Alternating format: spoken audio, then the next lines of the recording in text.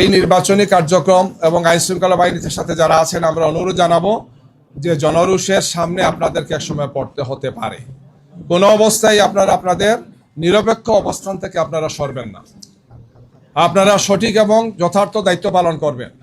কোনো অবস্থায় যদি আপনারা এই ধরনের একপেশে ভূমিকা পালন করেন তাইলে জনগণ আপনাদেরকে ছেড়ে দেবে না, জনতার আদালতে আপনাকে দাঁড়াতে হবে।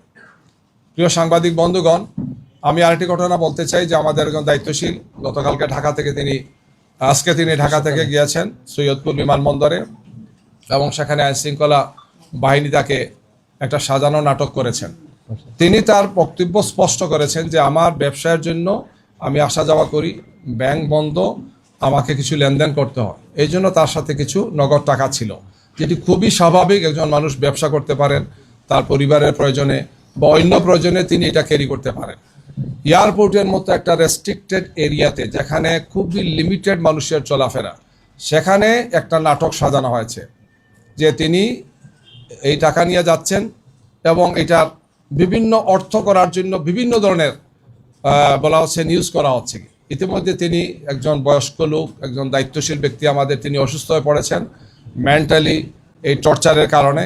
তিনি এই মুহূর্তে হাসপাতালে আছেন, রংপুর হাসপাতালে তাকে নেওয়া হচ্ছে।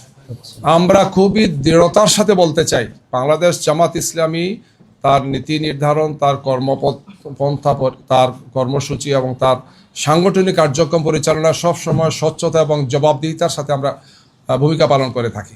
জামাত ইসলামীর নেতৃবৃন্দকে, জামাত ইসলামীকে বিতর্কিত করার জন্য এই ধরনের অপপ্রয়াস অতীতে হয়েছে।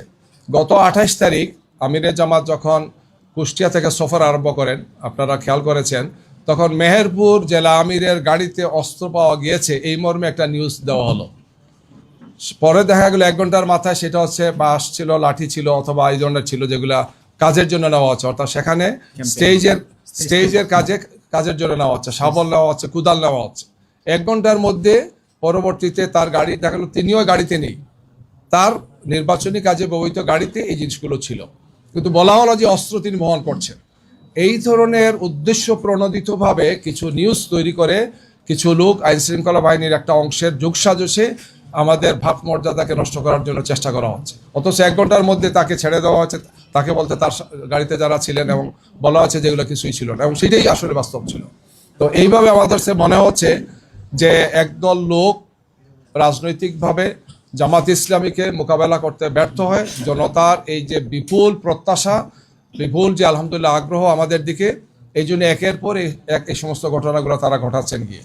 নারী কর্মীরা আমাদের কাজ করতে গিয়ে বাধার সম্মুখীন হচ্ছেন, ফিজিক্যালি তাদেরকে ইনসাল্ট করা হচ্ছে, কাজ করতে দেওয়া হচ্ছে না, উল্টো আমাদের উপর নারীদের ব্যাপার বিভিন্ন কথা ছড়ানো হচ্ছে।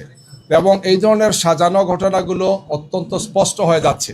একটা ঘটনা ঘটে, এক জায়গা থেকে তারা প্রেস ব্রিফিং করেন, তারপরে গিয়ে তারা আবার নির্বাচন কমিশনে হাজির হন, এগুলো নিয়ে তারা অভিযোগ করেন। মানে এটা রিলেটেড, একটার সাথে একটা রিলেটেড, অর্থাৎ এই ধরনের একটা ঘটনা সাজানো হবে, তাৎক্ষণিকভাবে সেটা ব্রিফিং হবে, তারপর সেটা ইসিতে যাবেন অথবা একটা কর্মসূচি দেবেন।